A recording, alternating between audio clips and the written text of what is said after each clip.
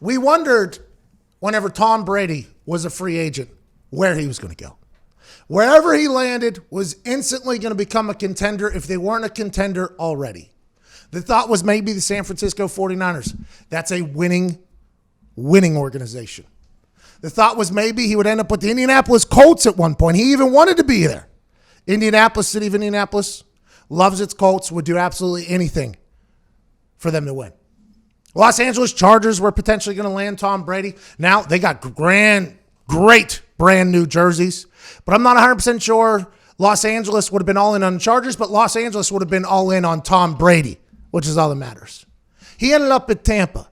Oh, Tampa Bay, was a scene that nobody could have predicted out of a movie of Tom Brady's life. Kind of came out of nowhere. The Tampa Bay Buccaneers with Bruce Arians and all the boys down there who have Jameis Winston as a free agent land Tom Brady. How the hell did they do that? Then you hear about the night before meeting with Derek Jeter, Bill Gates, and the owner of the Tampa Bay Lightning, and how they want to reinvigorate the entire city of Tampa, basically. They're going to have Tom Town in their TB12 treatments. Bill Gates is going to invest a bunch of money. Derek Jeter's letting them live in St. Petersburg with no backyard, which leads us to this point.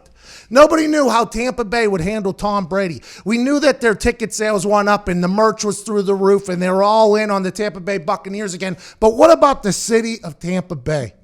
Is Tampa Bay ready to be an elite football team once again? Is Tampa Bay ready to dive back into the John Gruden and Tony Dungy era whenever they were winning football games and Mike Allstott was running people over? Was Tampa Bay ready for it? Tom Brady said the more and more he thought about it, the more people he talked to, he knew that Tampa Bay was the fit. But here we are in the middle of a quarantine.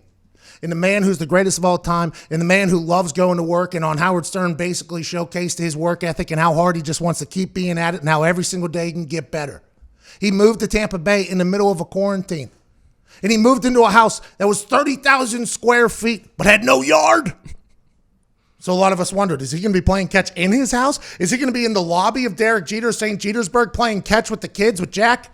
Is he going to have Antonio Brown drive up from Hollywood, Florida, and play catch in his front living room? The one you're not allowed in normally? Has that turned into a red zone? No, he was going to a park. Tom Brady was working out at a park. And what happened when Tom Brady was working out at a park? He was working out alone, by the way, away from all the glitz and glamour, away from all the cameras. Tom Brady said, what you do in the dark will come to the light. The champion is found whenever there's no cameras on. Tom Brady was going to work in the middle of a park in Tampa Bay.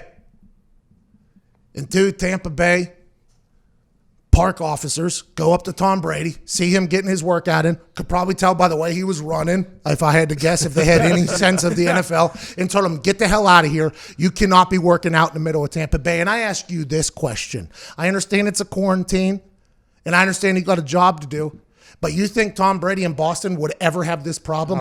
No way. Nope. Those cops would walk up and say, hey, you can do whatever you want in the park. I'll park the car and watch you in the park. That's how smart cops do it. That's what would have happened in Boston. In Indianapolis, same thing, by the way. Is that Tom Brady? Oh. Well, should we go tell him to leave? Indianapolis cops are like, leave? Get your camera out. Start recording this thing. Tampa Bay, I respect what they did. Especially with how everybody's talking about Florida being a bunch of idiots because everybody's going on the beach. I respect that Tampa Bay took a stand and said, listen, our state is being falsely judged for not taking this quarantine serious.